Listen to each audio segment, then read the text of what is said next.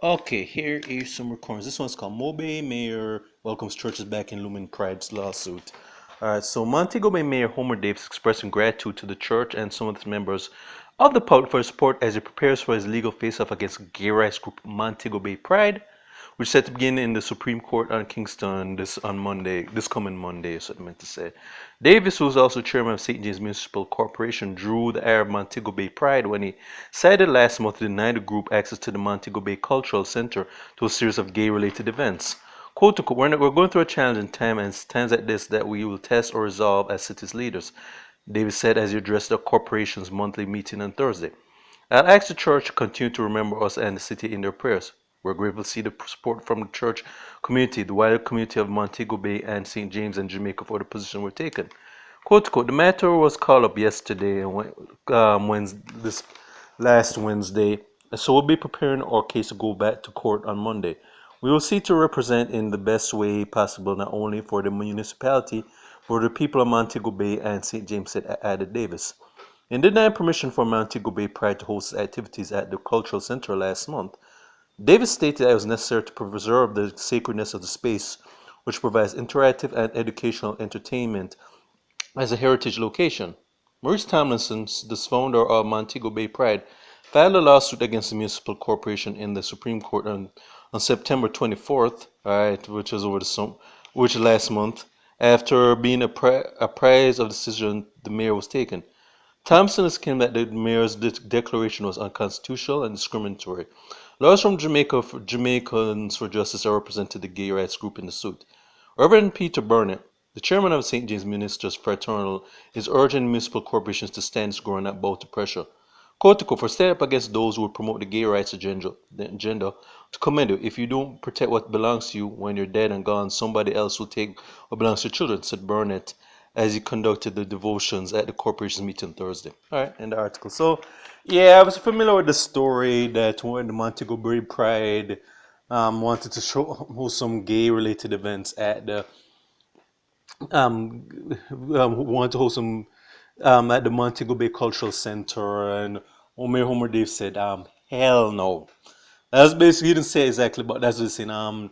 Hard pass. So the Montego Bay Pride are now launching a lawsuit. What was my stance on this one? So, I'm not really aware. Okay, this is just my take. Is that if there's a I'm not really aware of the fact that you have to oblige any or groups, regardless of what the position is, in order to hold their events at the Montego Bay Cultural Center. I mean, that's just my thing, is that I'm not really seeing where this lawsuit's going to go, because all right, if it's their decision not to really say, okay, we can't really allow it to host their, I mean, yeah, they can claim discrimination, but I'm not aware there are any constitutional legal rights to do so. That they're obliged to give Montego Bay Pride that space to hold their events. And you have to also understand what Homer Davis' thing is, that he knows that there's going to be political suicide, and it's also going to be lead to kind of like a very big backlash from the public in Montego Bay. Because if he had allowed the Montego Bay Pride to host his those host their events at the Montego Bay Cultural Center, they're basically there's going people are going to just remember us if he goes up for election and said, okay, because a lot of Jamaicans say that he bowed to the gay groups, and that's basically the end of his political career. Right or wrong, I'm not really saying okay is right or wrong or something, but I'm just laying out the facts. And also, if he had they've been allowed to host their events there at a very public center, yeah, they're going to have some very like a mob of very homophobic people who are basically going to be storming that places with torches and pitchforks. So, and also the thing is that you have to understand a lot of the security, like the like they won't like there were a lot of people in the who are charged of security for that place are not really gonna be doing anything. Trust me, like there are a lot of them will say, you're on your own, okay, you can provide your own security, but we're not really going to be going to bat for you if a lynch mob comes to handle your asses. So that's basically what Homer Davis's position was. That he's saying, I'm not trying to kill my political career, and I'm not really going to try.